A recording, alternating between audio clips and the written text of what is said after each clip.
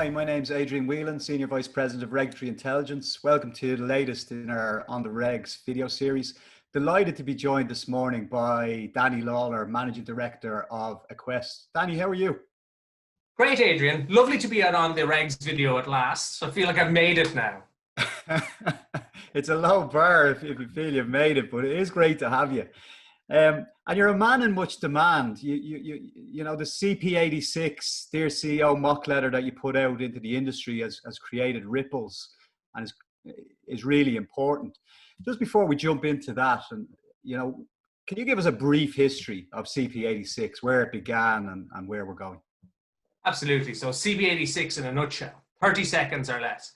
It began around 2014 as a body of work that the central bank wanted to do to look at how well fund management companies were doing what they're required to do, particularly looking at the designated persons and how they carry out their roles, and the directors and how good they are at overseeing their DPs and overseeing the delegates. And so out of that then, a number of consultations and a body of guidance and some rules were produced in 2016. It took this name of CP86, Consultation Paper 86. It was actually called Fund Management Company Effectiveness. And it was really, from the regulator's perspective, about being very clear on their expectations of DPs and directors, but also knowing in the background that from any time after July 2015, the European Commission could come calling on a review on the letterbox entity rule in AIFMD. So there was a nod to that and an understanding that how Mancos do their work is important in relation to that upcoming review as well. And again, going back then to your Dear CEO mock that you've written, it has had great traction. How did you expect the industry to receive it, and why did you have that expectation?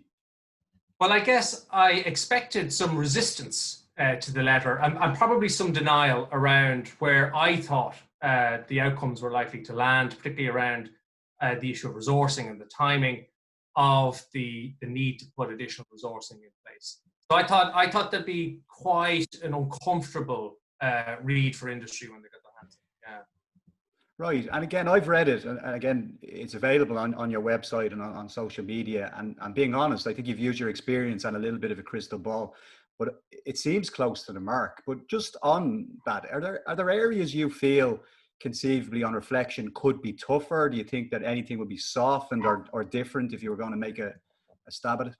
If I was going again, I think so. In the letter that I wrote, where I was kind of anticipating what might happen, I gave 2 months for firms to do a resource action plan and get it into the regulator. That might be less. That might only be a month. And the regulator really might pin firms to get on with that thought process and documenting what they're going to do. So that might be tougher. In terms of the overall period, I've anticipated a 12-month period to get the resourcing in place. It's possible that that might be a little bit less. A little bit more generous. So that'll be interesting. I think from my perspective, I wouldn't be surprised if it's shorter rather than longer, but also I think it prepares people for a stronger approach. And if it's a little bit less than that, well then maybe firms can see that as a bit of a win. So that might be a little bit less, but I said if I was preparing, I'd be preparing on the basis of. And the other thing is there's obviously a huge focus, correctly, right, on the 3 FTEs and generally on resources, but there's other things that are going to come out in this Dear CEO letter, right? Do you want to touch on them a little? Oh, absolutely. So it's my experience in these kind of things that you will find so much of the noise and the videos and the correspondence and the coffee chats will be about the resourcing of the 3 FTEs. It would be easy to lose sight of the other things that I think will be in that Dear CEO letter.